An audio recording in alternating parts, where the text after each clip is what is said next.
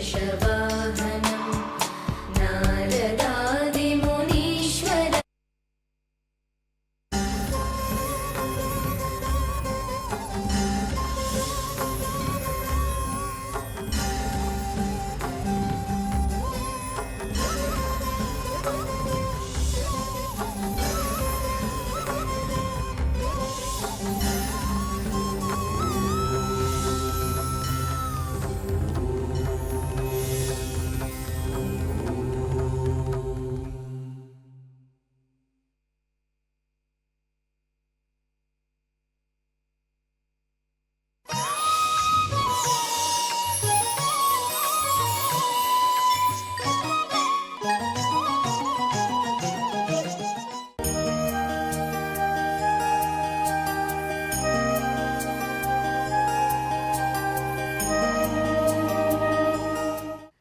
CVR ఓం channel ప్రేక్షకులకు నమస్కారం. గజల్ సరాగాలు అనేటువంటి ఒక నూతన కార్యక్రమాన్ని సివిఆర్ సమర్పిస్తోంది.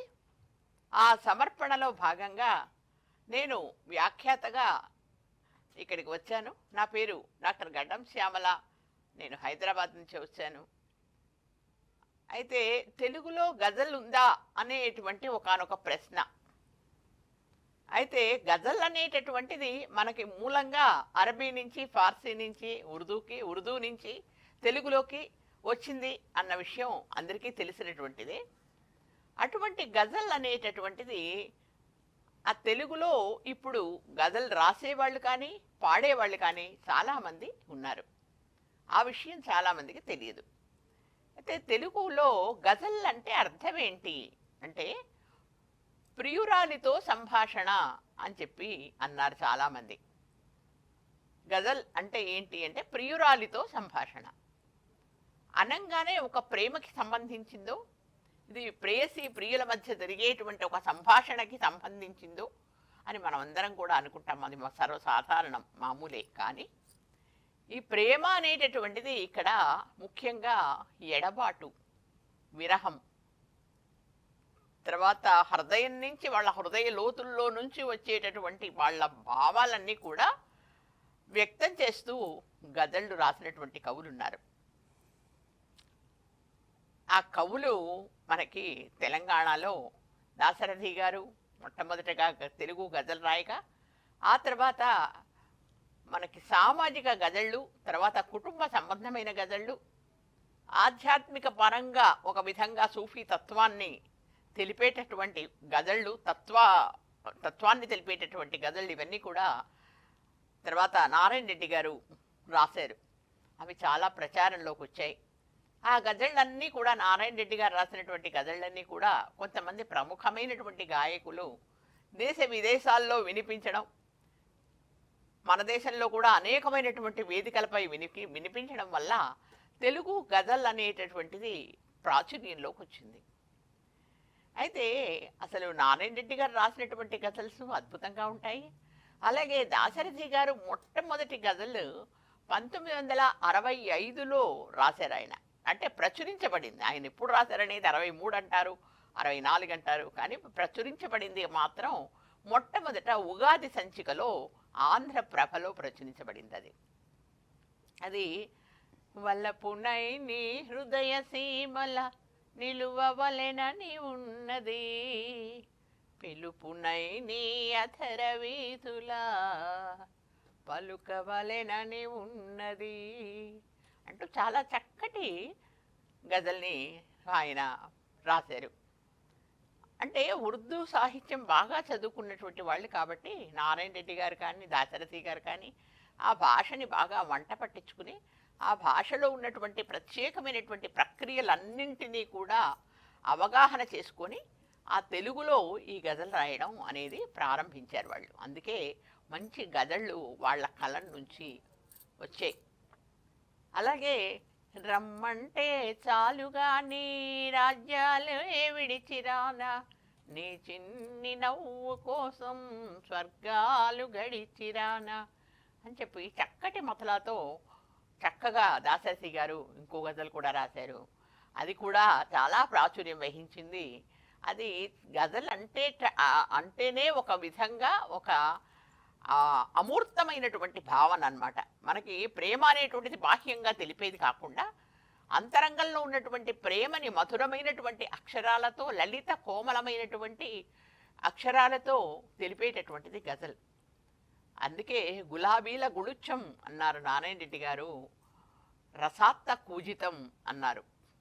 అంటే లేత మామిళ్ళు చిగుళ్ళు తిన్నటువంటి కోయిల ఎంత మధురంగా పలుకుతుందో పాడుతుందో ఆ విధంగా ఉంటుందట గజల్ చదువుతుంటే కానీ పాడుతుంటే కానీ. అంటే అలా గజల్ అనేటువంటి దానికి భావం సుకుమారంగా ఉండాలి, భాష సుకుమారంగా ఉండాలి, పదాలు సుకుమారంగా ఉండాలి, ఎదుటివారి హృదయాన్ని పిండేయాలి మళ్ళీ ఆ విధంగా. అటువంటి ఉన్నప్పుడు గజల్ అంటారు దాన్ని.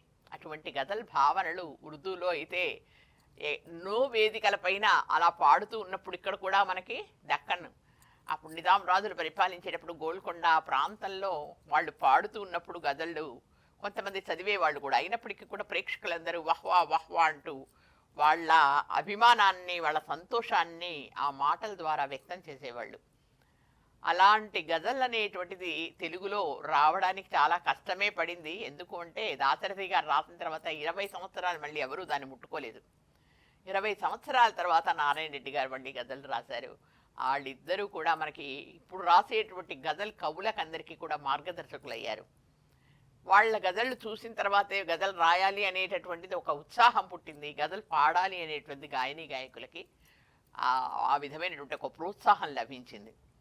నారాయణ రెడ్డి గారికి ఉన్నటువంటి ఇంకొక మనకి ప్లస్ పాయింట్ ఏంటి అంటే వారికి శృతి తెలుసు, లయ తెలుసు, గతి తెలుసు, గళం ఉంది, ఆయన పాడేటువంటి స్వరం ఉంది, మంచి స్వరం. కాబట్టి వారి గజళ్ళని వారే పాడుకుని ఆ రోజుల్లో సీడీలు చేసుకుని ఉంచడం వల్ల అవి చాలామందికి చేరువయ్యాయి. అలాగే కొంతమంది గాయకులు వేదికల మీద పాడటం, గజల్ శ్రీనివాస్ లాంటి వారు కంజర పట్టుకొని ప్రపంచవ్యాప్తంగా సినారే గజళ్ళు పాడారు. రెంటాల శ్రీ వెంకటేశ్వరరావు గారి గజళ్ళు పాడారు, పెన్నా శివరామకృష్ణ గారు గజళ్ళు పాడారు. ముఖ్యంగా నారాయణ రెడ్డి గారి గజల్స్ అయితే చాలా పాడారు. గజల్ శ్రీనివాస్ గారు కానీ, గజల్ వాసుదేవ్ గారు కానీ, తర్వాత జ్యోతిర్మయి మళ్ళా కానీ, లేకపోతే స్వరూపరాణి కానీ, ఇలాంటి వాళ్ళు చాలామంది నారాయణ రెడ్డి గారి గజల్స్ చాలా వరకు పాడారు. అట్లా ఆ విధంగా గజల్ అనేటటువంటిది శ్రీనారాయణ రెడ్డి గారి వల్ల వ్యాప్తి చెందింది. ఎందుకంటే వారు ఒకే అంశం తీసుకోలేదు, కేవలం ప్రేమ, విరహం, ఎడబాటు, వియోగం అనేటువంటి అంశాలే కాకుండా దాన్ని మించి సామాజిక సంబంధాలు, కుటుంబ సంబంధాలు, తర్వాత ఎదుటివారితో ఉండేటువంటి స్వభావాలు, ఒక్కొక్కళ్ళ యొక్క స్వభావాలు, అరిషడ్ వర్గాలకు సంబంధించినటువంటివి ఇవన్నీ ఒక వస్తువులుగా తీసుకుని ఆయన రాయడం జరిగింది. అందుకే ఒక గజల్లో అమ్మ గురించి రాస్తారు, ఒక గజల్లో ఆత్మ గురించి రాస్తారు, ఒక గజల్లో మరణం గురించి రాస్తారు. ఎన్నెన్నో విషయాలు తీసుకుంటారు ఆయన. ఆత్మలను పలికించేదే అసలైన భాష, ఆత్మలను పలికించేదే అసలైన భాష, అది కాస్త కరువైపోతే అది ఘోష, ఆత్మలను పలికించేదే అసలైన భాష అని చెప్పి అంటారు. అలాగే పరుల కోసం పడని నరుని బ్రతుకు దేనికని అంటారు. అలా మనకి ఉపదేశం కలిగించేటువంటి గజళ్ళు రాశారు ఆయన. అమ్మ గజలు రాశారు. అమ్మ ఒకవైపు, దేవతలంతా ఒకవైపు, అమ్మ ఒకవైపు, దేవతలంతా ఒకవైపు, సరితూచమంటే నేను, సరితూచమంటే నేను, ఒరిగేను అమ్మ వైపు, అమ్మ ఒకవైపు అంటూ అమ్మ గురించి అద్భుతంగా రాస్తారు. చీకటికి చంద్రబింబంలా అని అద్భుతమైనటువంటి గజల్ అందులో ఆ షేర్ అనేటువంటిది వస్తుంది. సరే, గజల్లో మత్లా ఉంటుంది, మక్తా ఉంటుంది, ఇవన్నీ ఉర్దూ నుంచి వచ్చినటువంటి పదాలే మనకి. ఎందుకు అంటే గజల్ అనేటువంటి పదమే ఉర్దూ పదం. మనకి తెలుగు చేయాలని ప్రయత్నం చేశారు, మంజరి అని, ఇక వేరే వేరే పేర్లు ఏవో సల్లాపం అని ఇలాంటి పేర్లు పెట్టారు, కానీ అవేవి కూడా స్థిరపడలేదు. గజల్ గజల్లాగానే తెలుగులోకి వచ్చింది. ఆ గజల్ అనేటువంటి పదం వచ్చి అది ఎట్లా వచ్చిందో ఆ ప్రక్రియ, అలాగే పదాలు కూడా అలాగే వచ్చాయి. మొదటి 2 లైన్లని మతలా అంటారు, చివరి 2 లైన్లని మక్తా అంటారు. ఆ ఆ రెండు రెండు రెండు పాదాలుగా ద్విపదలుగా ఉన్నటువంటి వాటిని అన్నింటినీ కూడా షేర్లు అంటారు. దాంట్లో తఖజల్స్ అనేటువంటిది ఉంటుంది, మన నామముద్ర ఉంటుంది. ఇప్పుడు నేను శ్యామల అంటే ఓ శ్యామ అని రాసుకుంటాను, శ్యామల అని రాసుకుంటాను, దాన్ని తఖల్లుస్ అంటారు. అలాగే ప్రతి పాదంలో చిట్ట చివర ఉన్నటువంటిది రదీఫ్ అంటారు, దానికి ముందు ఉన్నటువంటి పదాన్ని కాఫియా అంటారు. ఈ రదీఫ్ కాఫియాలు మత్లాలో 2 లైన్లలో రావాలి. మిగిలిన షేర్స్లో 2వ లైన్లో మాత్రమే కాఫియా రదీఫు వస్తుంది. మిగిలిన అన్ని షేర్స్లో కూడా మొట్టమొదటి మత్లాలో మాత్రం 2 పాదాల్లో కూడా కాఫియా ఉంటుంది, రదీఫ్ ఉంటుంది. మిగిలిన వాటిలో కాఫియా అంత్యప్రాస, అది కాఫియా లేకపోతే మనకు గజల్ ఉండదు. రదీఫ్ లేకపోయినా గజల్ ఉంటుంది, కానీ కాఫియా లేకపోతే గజల్ ఉండదు. అంత అద్భుతమైనటువంటి తెలుగు గజల్ ప్రక్రియ గురించి మనం ఈ విధంగా చర్చించుకోవడం, ఎంతోమంది కవుల షేర్స్ని మనం చెప్పుకోవడం, ఇవన్నీ కూడా చాలా జరుగుతుంది. ఇంకా జరగబోయేటువంటి వాటిల్లో అన్నింటిలో ఎపిసోడ్స్లో కూడా మనకి ఈ గజళ్ళు గానం చేయించాలి అనేటువంటిది ప్రధానమైనటువంటి ఉద్దేశం. ఈ వేదిక ద్వారా మనకి అపురూపమైనటువంటి అవకాశం సివిఆర్ ఛానల్ వాళ్ళు ఇచ్చారు. ఈ ఛానల్ ద్వారా మనం గజల్ అనేటటువంటిది పాడించుకోవడం, ఎందుకంటే గజల్ పుస్తక రూపంలో ఉండేదానికంటే గాయకులు పాడితే త్వరగా చేరువ అవుతుంది. అలా గజల్ శ్రీనివాస్ గారు పాడడం వల్లే తెలుగు గజల్ అనేటువంటిది ఉన్నది అనేటువంటిది ప్రపంచవ్యాప్తంగా తెలిసింది. అంటే ఆ పాడటం అనేటటువంటి దాని ఎప్పుడైనా కూడా పాటకున్న బలం అది. మనకి పద్యమైనా సరే రాసి పుస్తకాల్లో వేసే కంటే ఆ పుస్తకాల్లో ఉన్న పద్యాన్ని చదివితే రాగయుక్తంగా అద్భుతంగా ఉంటుంది. అందుకే పాండవోద్యోగ పద్యాలన్నీ కూడా బావా ఎప్పుడు వచ్చితి అలాంటి పద్యాలన్నీ కూడా నాటకాలు వేసారు, పాడారు, కాబట్టి గ్రామాల్లో సైతం తెలిసింది అవి. అలాగే మనకి గజల్ కూడా పాడితే చాలా అద్భుతంగా ఉంటుంది. మళ్ళీ రాబోయే ఎపిసోడ్స్లో తర్వాత అన్నీ కూడా ఇంకా గజల్ గురించినటువంటి రకరకాలైనటువంటి విశేషాలు మధ్య మధ్య వ్యాఖ్యానం ద్వారా చెప్తూ ఉంటాను. మనకి గజల్ ఈ సరాగాలు అనేటువంటి కార్యక్రమంలో ఈరోజు వచ్చినటువంటి గాయని మణులు 2 ఉన్నారు. ఒకరు శశిశ్రీ గారు, తర్వాత అరుణకీర్తి పతాక గారు 2వ వారు.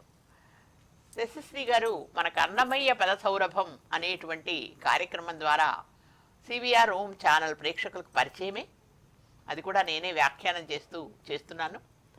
ఆ తర్వాత అరుణకీర్తి పతాక గారు గజల్ ద్వారానే మీకు పరిచయం అయ్యారు. ఇదివరకు గజల్ సరాగాలు దాంట్లో పాటలు పాడారు, గజల్ పాటలు పాడారు. అయితే మనకి మరొకసారి శశి గారిని కూడా పరిచయం చేసుకోవాల్సిందిగా కోరుతున్నాను. శశిశ్రీ గారు.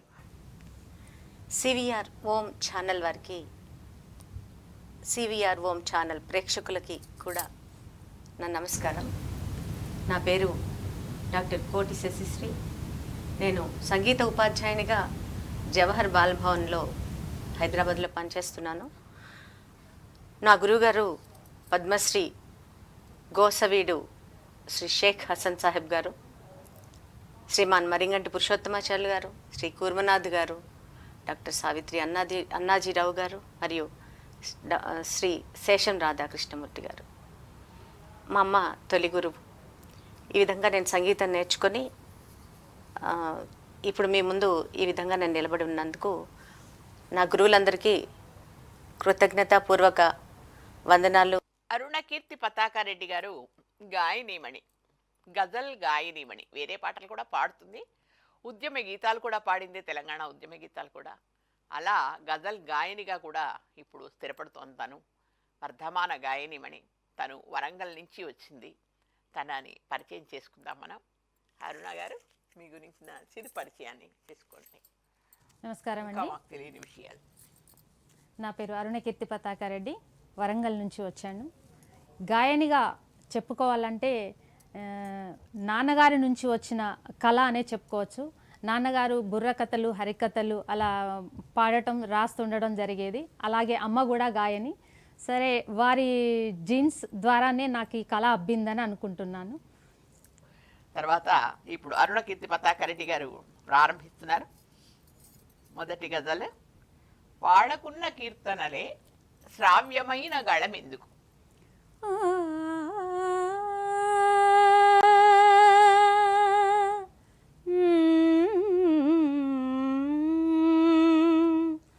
పాడకున్న కీర్తనలే శ్రావ్యమైన గళమెందుకు, పాడకున్న కీర్తనలే శ్రావ్యమైన గళమెందుకు, రాయకున్న శివుడి కవిత, రాయకున్న శివుడి కవిత కావ్యమైన రచనెందుకు.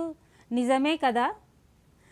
కలలతోటి కాలమంతా గడిపేస్తే ఫలితమేమి, కలలతోటి కాలమంతా గడిపేస్తే ఫలితమేమి, శ్రమకోర్చే ప్రతి నిమిషం లక్ష్యమైన దిగులెందుకు, పాడకున్న కీర్తనలే శ్రావ్యమైన గళమెందుకు, రాయకున్న శివుడి కవిత కావ్యమైన రచనెందుకు, విరగబోసే వీరుల తోట, విరగబోసే వీరుల తోట పరిమళాలు వెదజల్లుచు, హరిని నిధిగా చేరకున్న, హరిని నిధిగా చేరకున్న రంగులైన బ్రతుకెందుకు, రంగులైన బ్రతుకెందుకు, పాడకున్న కీర్తనలే శ్రావ్యమైన గళమెందుకు, రాయకున్న శివుడి కవిత కావ్యమైన రచనెందుకు, తరుశాఖలు విస్తృతమై, తరుశాఖలు విస్తృతమై పరుచుకున్న ఫలితమేమి, హరితవర్ణ శోభితమే, హరితవర్ణ శోభితమే, లేమి అయిన కాంక్షెందుకు, లేమి అయిన కాంక్షెందుకు, పాడకున్న కీర్తనలే శ్రావ్యమైన గళమెందుకు, కురిసిపోయే జడివానగా, కురిసిపోయే జడివానగా వరుణుడెంతో ప్రీతిగాను, పంటలన్నీ నీట మునిగి, పంటలన్నీ నీట మునిగి వ్యర్థమైన చినుకెందుకు. అంతే కదా, మనకు ఉపయోగపడే వర్షం కావాలి కానీ పంటలన్నీ ముంచేస్తే వర్షంతో ఉపయోగం ఏంటి మనకు. చక్కటి ఉపమానాలతో మంచిగా ఉందమ్మా గజల్. పాడకున్న కీర్తనలే శ్రావ్యమైన గళమెందుకు, రాయకున్న శివుడి కవిత కావ్యమైన రచనెందుకు. అయితే రాయకున్న కీర్తనలే అనేది ఒక అద్భుతమైనటువంటి ఆలోచన ఇక్కడ. పాడకున్న కీర్తనలే శ్రావ్యమైన గళం ఎందుకు. మంచి గళం ఉంది, ఏవో పిచ్చి పాటలు పాడుకునే కంటే దేవుడి దగ్గర కూర్చుని చక్కగా ఏ కీర్తనలో పాడుకుంటే ముక్తి కూడా వస్తుంది కదా. అది అలాగే రాయకున్న శివుడి కవిత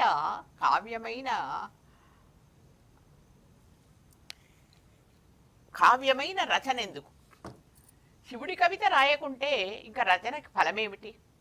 అంటే 100 పుస్తకాలు రాయొచ్చు, అందులో ఒకటైనా రెండైనా శివుడి గురించి రాయాలి మనం. అంటే ఆ శివుడు అనేటువంటి వాడు పరాత్పరుడు, మనకి లోకానికి అధిపతి. కాబట్టి ఆ పశుపతినాథుడుని స్మరించుకోనటువంటి కావ్యం ఎందుకు, వ్యర్థం అని. అట్లాగే అన్నీ కూడా ఉపమానాలు చెప్పుకుంటూ రావడం జరిగింది. తనన్నట్టు జడివాన కురిసింది వరుడికి ఆనందం వేసి. ఎందుకో ఆనందం వేసింది, మొన్న పడినట్టుగా జడివాన పడిపోయింది, కానీ పంటలన్నీ పడిపోయాయి, నాశనం అయిపోయాయి. కానీ అటువంటి చినుకు ఎందుకు? మనకు వ్యర్థం కదా. వ్యర్థమైనటువంటి వాన ఎందుకు?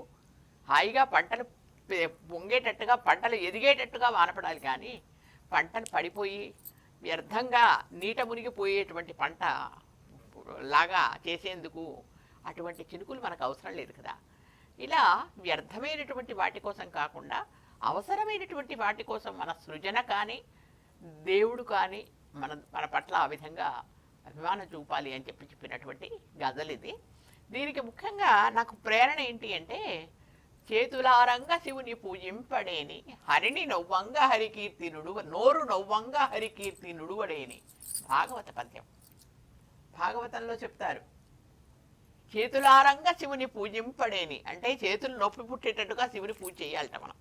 నోరు నవ్వంగా హరికీర్తి నుడువడేని, నోరు నొప్పి పుట్టేటట్టుగా హరిని కీర్తించాలట మనం.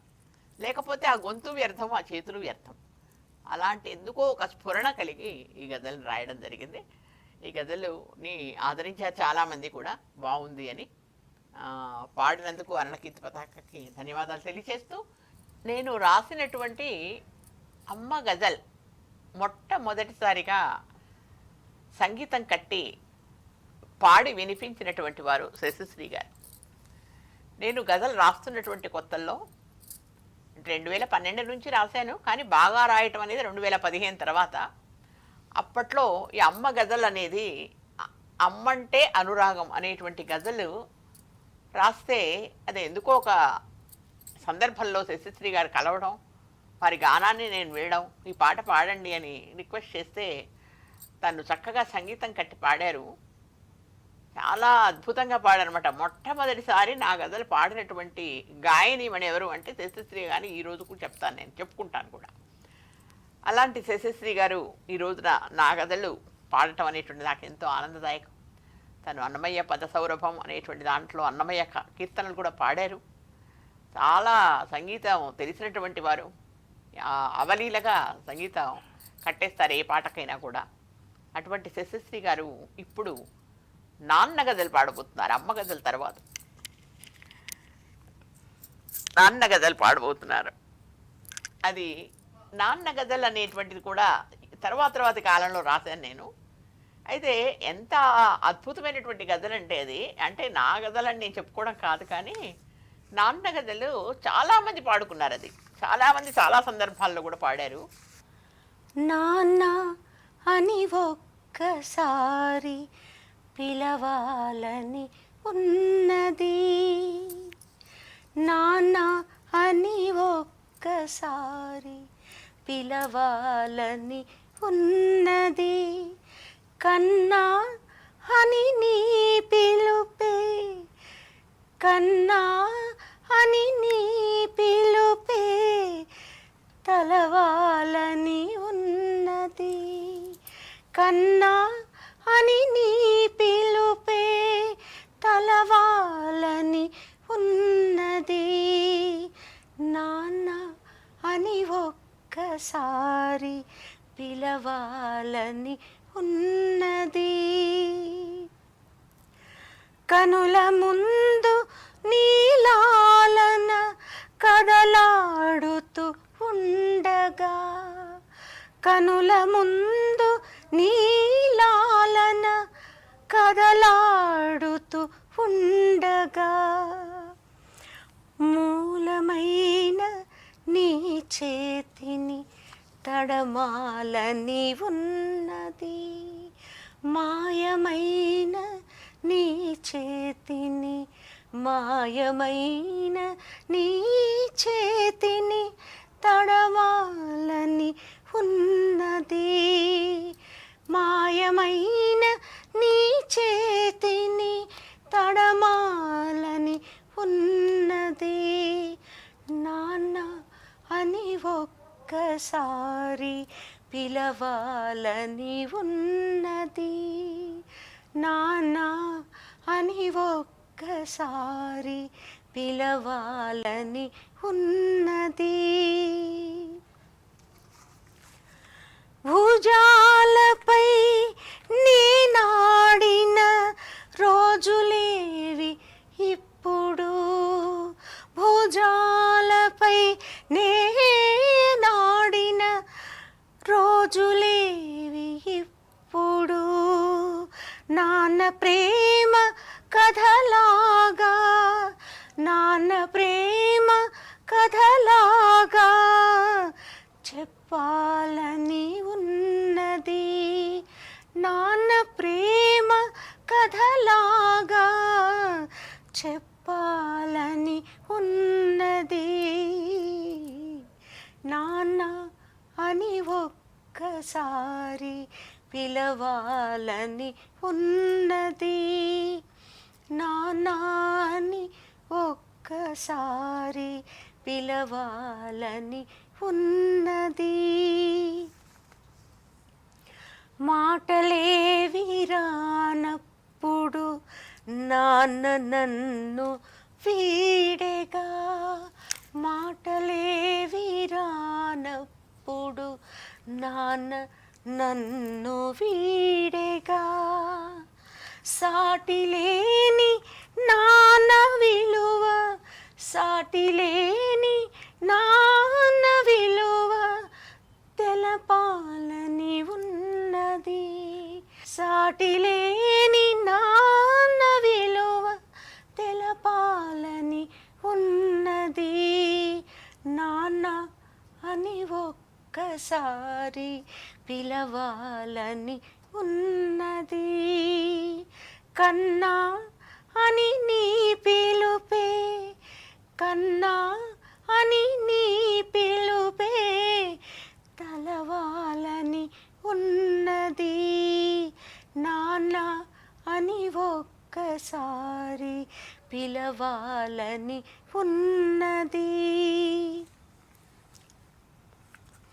పదుగురికి సాయపడే నీ గుణమే గొప్పది, పదుగురికి సాయపడే నీ గుణమే గొప్పది.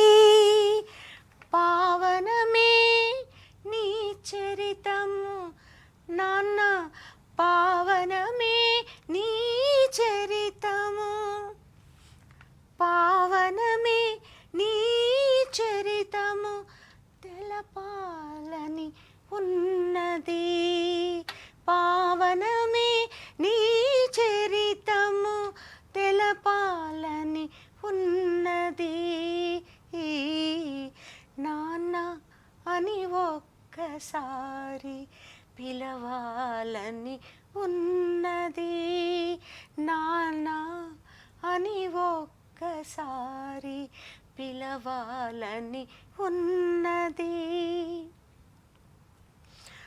అమ్మ తెలుపు నాన్న కథలు రామ కథలు నిజంగా, అమ్మ తెలుపు నాన్న కథలు రామ కథలు నిజంగా.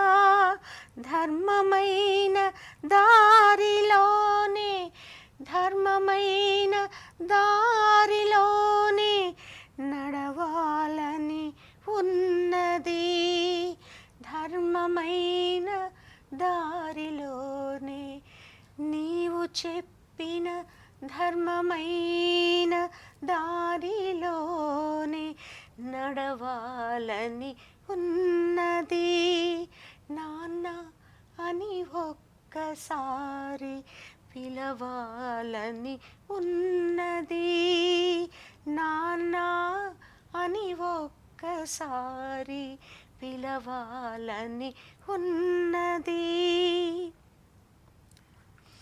నా జీవన గమనంలో ఆదర్శం నీవే, నా జీవన గమనంలో ఆదర్శం నీవే. నీ జీవిత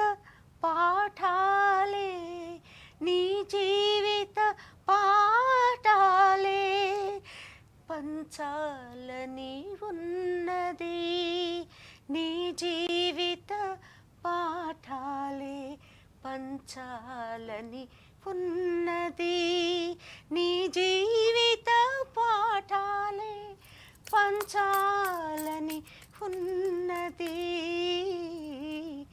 నాన్న అని ఒక్కసారి పిలవాలని ఉన్నది, కన్నా అని నీ పిలుపే తలవాలని ఉన్నది, కన్నా అని నీ పిలుపే తలవాలని ఉన్నది. నాన్న అని ఒక్కసారి పిలవాలని ఉన్నది.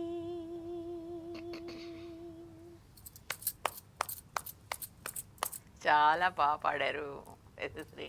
ఇటువంటి గజల్ సరాగాలు అనేటువంటి కార్యక్రమాన్ని మనం చాలా చక్కగా నిర్వహించుకుంటున్నందుకు సివిఆర్ అవకాశాన్ని, సివిఆర్ ఓమ్ ఛానల్ ఆ అవకాశాన్ని మనకి ఇచ్చినందుకు గాను చాలా ధన్యవాదాలు కూడా తెలుపుకుంటున్నాను.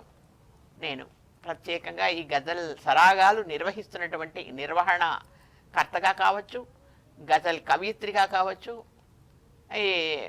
ఈ ఛానల్ వాళ్ళకి మరొకసారి ధన్యవాదాలు తెలుపుతూ నమస్తే.